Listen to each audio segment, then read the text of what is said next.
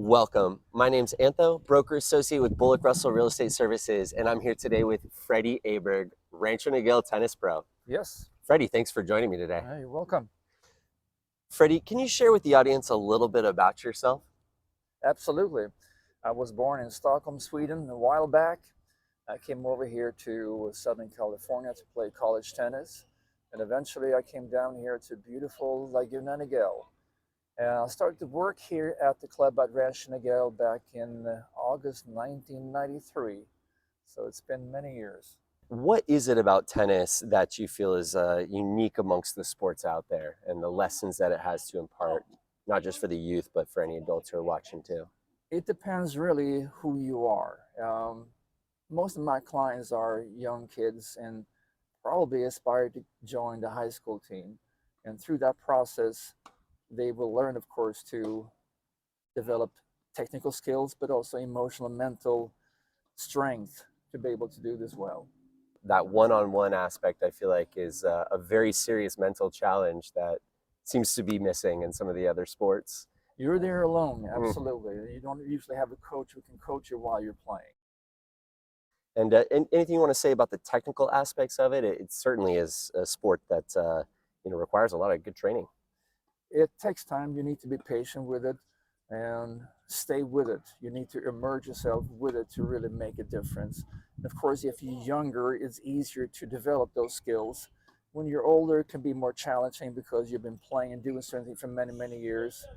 But anything is possible for the ones who really wants it. Fredde, take us back. Do you remember the first time that you played tennis, or what was it that inspired you to get into this sport? Because here you are so many years later. And this guy named Björn Borg back in Sweden. So he was very good. And we were watching tennis. Everybody in Sweden was watching John McEnroe and Björn Borg's big matches. And so many Swedish people started to play tennis because of him. I've seen that match. I've watched that one where he goes to the knees, gets all excited. Yes, that was inspiring, huh? Yeah.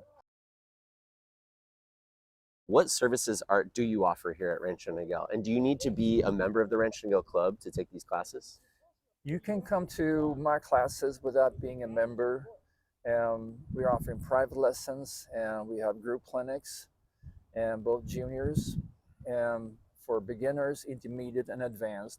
I have both Coach Alex, Coach Caden, and Coach Grant helping out.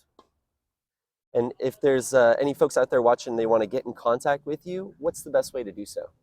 You have my website, ranchotennis.com, or you can call me at 949-275-2068. Awesome. Hey, Fredde, thank you so much for joining us. Yeah, appreciate it. Thank you. All right, so Fredde, can you just give us a little bit, I know you're talking a little bit, can you go over what you were saying about the goalposts, like you're a goalie, first, and then tell us a little bit about those grips too. Yeah, so when people are ready, people need to think that you have the goalpost like a goalie, able to go left and right to cover your goalpost. So you're ready to go, so it's not like that.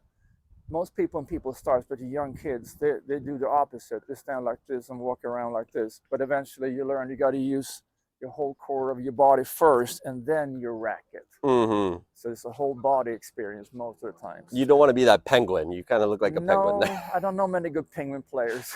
But that seems to be the natural people, a little nervous coming in like this, and yeah, it's all good. So and then it shows you're sharing about the grips. Show us what you got going with those grips.